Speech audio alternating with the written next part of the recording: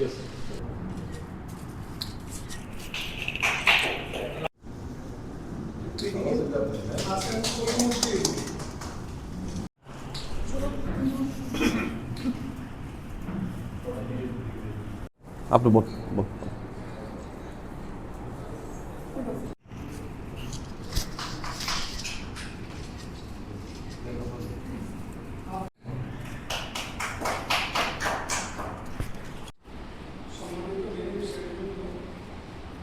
আজকে ত্রিপুরা রাজ্য সংখ্যালঘু উন্নয়ন নিগমের উদ্যোগে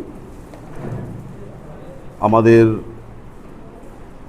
প্রতি মাসের 1 তারিখে আমরা একটা সিদ্ধান্ত নিয়েছি যে আমাদের বেনিফিশিয়ারিদেরকে নিয়ে একটা চায় পে চর্চা টি উইথ চেয়ারম্যানের একটা উদ্যোগ নেওয়া হয়েছে। তো এখানে আমাদের মাঝে উপস্থিত আমাদের স্পেশাল সেক্রেটারি তথা আমাদের কর্পোরেশনের এমডি নির্মল অধিকারী সাহেব, আমাদের কর্পোরেশনের জিএম সৌরভবাবু তথা আমাদের যারা বেনিফিশিয়ারি এখানে উপস্থিত আছেন, ফিল্ড সুপারভাইজার আছেন। তো এখানে আমরা একটা নতুন একটা উদ্যোগ নিয়েছি, যে উদ্যোগটা হচ্ছে ওনাদের মনের কথা শোনা, মানে মনকে বাত।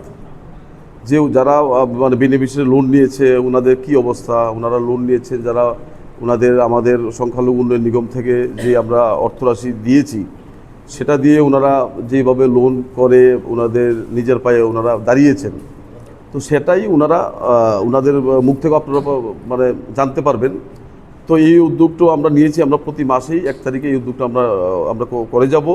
এবং আগামী দিন আমরা আমাদের মাননীয় মুখ্যমন্ত্রী প্রফেসর ডক্টর মানিক শাহ মহাশয়ের স্বপ্ন এক ত্রিপুরা শ্রেষ্ঠ ত্রিপুরা, যে সবকা সাথ সবকা বিকাশ সবকা বিশ্বাস এবং সবকা প্রয়াস নিয়ে সুন্দর একটা ত্রিপুরা গঠন করা, সেই লক্ষ্যে আমরা এগিয়ে চলছি। এবং আগামী দিনও আমরা বিভিন্ন বেনিফিশিয়ারিদেরকে লোন দিয়ে যাতে ওনারা নিজের পায়ে দাঁড়াতে পারে, যাতে বেকারত্ব যাতে কমে, সেই উদ্যোগই আমাদের সংখ্যালঘু উন্নয়ন নিগমের মাধ্যমে সেটা আমরা নিচ্ছি। এবং আগামী দিন আরও বিভিন্ন আমরা লোনের মাধ্যমে আমরা রাজ্যে মানে যাতে প্রত্যেকটা আমাদের সংখ্যালঘু বেকার ছেলেমেয়েরা এই সুযোগ পান এবং এই সুযোগের মাধ্যমে আগামী দিন ওনারা এগিয়ে যাবেন, তার জন্য এই মহতী উদ্যোগে আজকে আমরা সকলকে নিয়ে এখানে আমাদের হজ ভবনে আজকে মানে বসা আমাদের।